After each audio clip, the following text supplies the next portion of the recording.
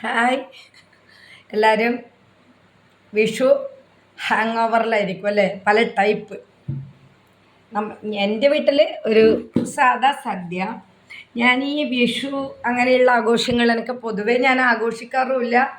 എനിക്കതാരും കാണിക്കാനും വലിയ ആഗ്രഹമില്ല. അതിൻ്റെ കാരണം സത്യസന്ധമായിട്ട് പറഞ്ഞാൽ 4-5 ജോഡി ഡ്രസ്സൊക്കെ ഉണ്ട്. ഒന്നടുത്തുള്ളത് എടുക്കുവാണേ. 4-5 ജോഡി ഡ്രസ്സൊക്കെ ഉണ്ട്, ഒരുപാടുണ്ട്. മോൻ്റെതും മോളെ ഭർത്താവ്, മോൻ, വേറൊരു മോൻ, ഈ മോൻ, ആ മോൻ, എൻ്റെ സ്വന്തം മോൻ, 2 സ്വന്തം തന്നെ, അങ്ങനെ എല്ലാം ഉണ്ട്.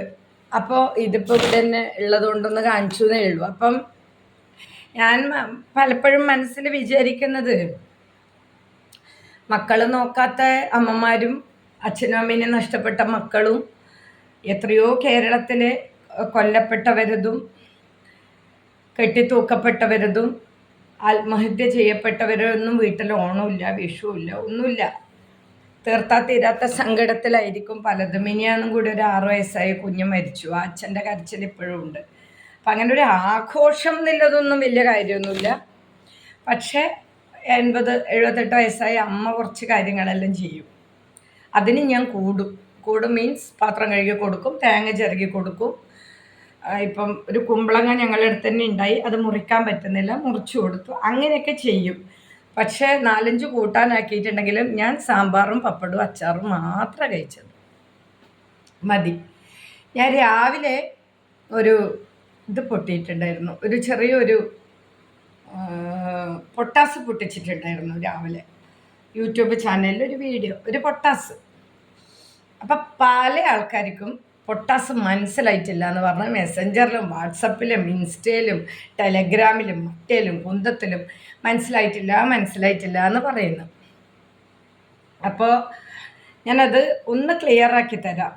അതായത് എൻജിനീയറിംഗ് കോളേജിൽ, കണ്ണൂർ ഗവൺമെൻറ് എൻജിനീയറിംഗ് കോളേജിൽ ഉണ്ടാവുന്ന എല്ലാ സ്ഫോടനാത്മകമായ കാര്യങ്ങളും അവിടെ ഒരു ചെറിയ പൊട്ടാസായിട്ട് അത് നിർവീര്യക്കപ്പെടുവാണ് ചെയ്യാറ് പതിവ്. അപ്പം എൻ്റെത് മാത്രമാണ് ഇപ്പം ചെറിയൊരു പറങ്കി വടിയായിട്ട് പുറത്തേക്ക് വന്നിട്ടുള്ളത്. സാധാരണ അവിടെ എത്ര സ്ഫോടനാത്മകമായി, എത്ര ശക്തിയുള്ള സ്ഫോടക വസ്തു എൻജിനീയറിംഗ് കോളേജിൽ ഉണ്ടായാലും അത് ഒരു പൊട്ടാസായിട്ട് അവിടെ തന്നെ അങ്ങനെയാണ് പതിവ്.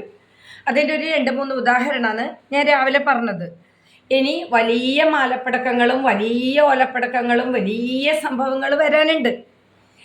അത് ഞാൻ ഇന്ന് രാവിലെ സൂചിപ്പിച്ചത്, എൻജിനീയറിംഗ് കോളേജിൻ്റെ ക്യാൻറ്റീൻ നടത്തുന്ന കരാറുകാരൻ ഒരു സെക്സ് വീഡിയോ അദ്ദേഹം കണ്ടത്, രാത്രി കണ്ടുറങ്ങിയത് പിറ്റേ ദിവസം രാവിലെ കുട്ടികളെ ഗ്രൂപ്പിലും ഹോസ്റ്റൽ ഗ്രൂപ്പിലും പോയ വിദ്യാർത്ഥികളെ, പഠിച്ചു പോയവരിലും പി ടി എയിലും പ്രിൻസിപ്പാളിനും ഒരു ലേഡി പ്രിൻസിപ്പാൾ എല്ലാവർക്കും അയച്ചു. എല്ലാവരും കണ്ടവർ വിളിച്ച് പറഞ്ഞപ്പോഴാണ് അയക്കെ പറ്റി അബദ്ധം മനസ്സിലായത്. ഉടനെ അത് എന്ത് ചെയ്തു, അത് പിന്നെ ഒരു ഭയങ്കര ചർച്ചയായി, ഭയങ്കര എല്ലാവരും അത് മാന്യമായിട്ട് ആ ബോംബ് പൊട്ടാസാക്കി മാറ്റി. അടുത്തത് ഒരു ലേഡി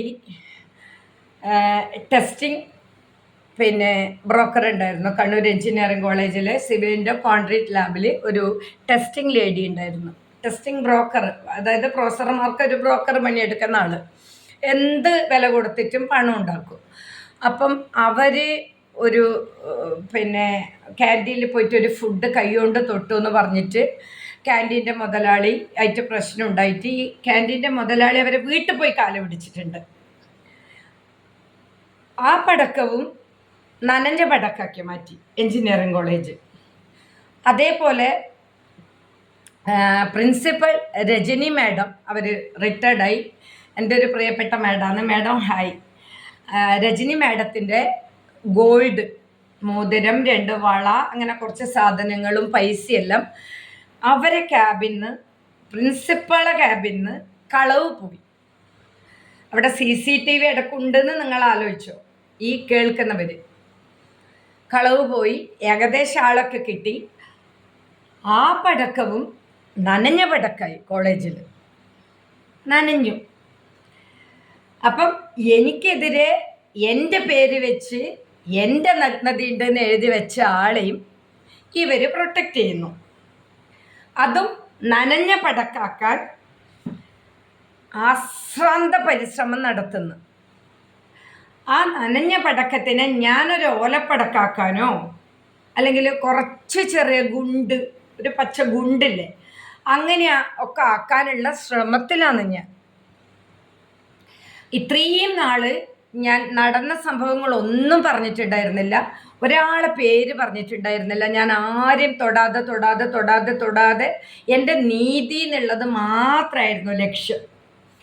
ഇവർ നാണും മാനും ഉളുപ്പും ഇല്ലാതെ ഒപ്പ് ശേഖരിച്ചപ്പോഴും അവർ ഒപ്പിട്ട ഊളന്മാരും ഒപ്പ് ശേഖരിച്ച ഊളന്മാരും എന്തുകൊണ്ട് നഗ്ന വീഡിയോ കുട്ടിയൊക്കെ അയച്ച് ക്യാൻറ്റീൻ്റെ കരാറുകാരനെതിരെ ഒപ്പ് ശേഖരിക്കാഞ്ഞു? എന്തുകൊണ്ട് പ്രിൻസിപ്പാളെ സ്വർണം കട്ട ജീവനക്കാരനെതിരെ നിങ്ങൾ ഒപ്പ് ശേഖരിക്കാഞ്ഞു? എന്തേ അവർക്കെല്ലാം സസ്പെൻഷൻ അടിച്ചു കൊടുക്കുമോ ക്യാൻറ്റീൻകാരനെ പുറത്താക്കുകയോ ചെയ്യാതിരുന്നത്? എന്തുകൊണ്ട്? സിവിൽ ഡിപ്പാർട്ട്മെൻറ്റിലെ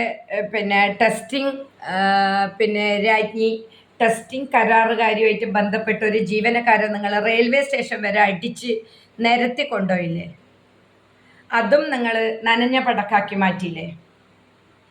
അടിക്കാൻ ആരധികാരം തന്നു? അങ്ങനെ നിങ്ങൾ എത്രത്തോളം കാര്യങ്ങൾ നനഞ്ഞ പടക്കാക്കി മാറ്റി? എന്താണ് നിങ്ങൾ ഉദ്ദേശിക്കുന്ന? കണ്ണൂർ ഗവൺമെൻറ് എഞ്ചിനീയറിംഗ് കോളേജിലെ NGO യൂണിയനും KGOയും ഉദ്ദേശിക്കുന്ന ഉദ്ദേശം എന്താണ്? അത്രേ എനിക്ക് ചോദിക്കാനുള്ളൂ. ക്യാൻറ്റീൻ കരാറുകാരന് കൊടുത്ത